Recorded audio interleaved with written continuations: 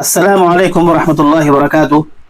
शौहर के कितने ज़रूरी हुकूक हैं औरतों पर और शादीशुदा औरतों को क्या क्या करना चाहिए उसके बारे में ज़रूर जानना चाहिए, खासतौर से शादीशुदा औरतों को।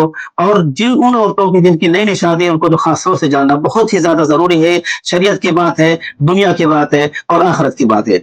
याद रखें, शादीशुदा औरत चाहे वो जितना भी नमाज पढ़ ले, चाहे जितना वो तहज्जुद पढ़ ले, चाहे वो जितना वो कुरान की तिलावत कर ले, वो उस वक्त तक ईमान की हलावत, ईमान की चाशनी नहीं पा सकती जब तक कि वो अपने शौहर के हुकूक को ना अदा करे, हुकूक के हक को ना अदा करे। और शौहर के हुकूक में बुनियादी तीन हुकूक है, और ये तीन में से जो तीसरा है वो बहुत ही ज्यादा अहम है। इसे जरूर सुने, गौर से सुने और दूसरों तक पहुंचाए। नंबर एक, शौहर का लिबास बन जाए। औरत शौहर का लिबास बन जाए, यानी उसकी कमियों को ना उछाले, उसकी कोताहियों को ना उछाले, रिश्तेदारों के सामने उसको परेशान ना करे, रिश्तेदारों के सामने उसको जलील ना करे। यह है उसका लिबास बन जाने का मतलब। नंबर दो, नाशुक्री ना करे, क्योंकि अक्सर औरतों की आदत होती है कि वो नाशुक्री करती हैं और शौहर से गिला शिकवा करती रहती हैं।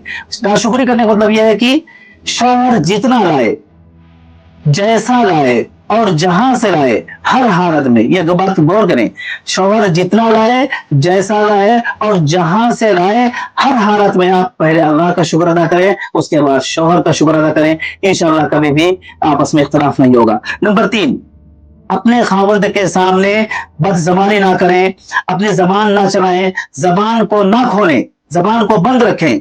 गर्ज यह है कि जो औरत अपने शोहर के सामने बदजबानी करे, अपने शोहर के सामने जबान चलाए, अपने शोहर की कमी को उछाले, अपने शोहर को रिश्तेदारों के सामने जलील करे, रसुआ करे, खुदा की कसम जिसके कब्जे में मेरी जान है, वो औरत कभी भी खुश नहीं रह सकती। वो औरत कभी भी ईमान की हलावत नहीं पा सकती। वो औरत कभी भी वो ईमान की चाशनी को नहीं पहुंच सकती।